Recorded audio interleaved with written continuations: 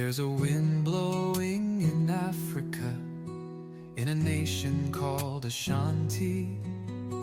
Their ancestor spirit is rising from the grave and falling on this generation. The youths are bold and strong, and the king is a king of peace, but a god of war.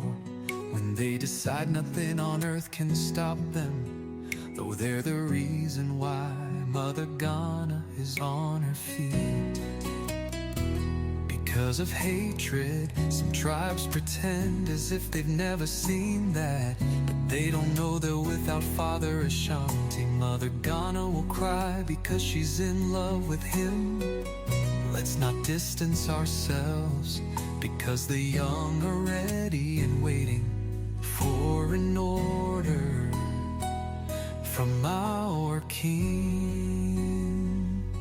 If you're not part of us and want to join Ashanti, don't worry, our King welcomes others. Just complete your necessary documents and follow Ashanti's rules, and you'll be accepted. Aren't you happy? There's a wind blowing in Africa, in a nation called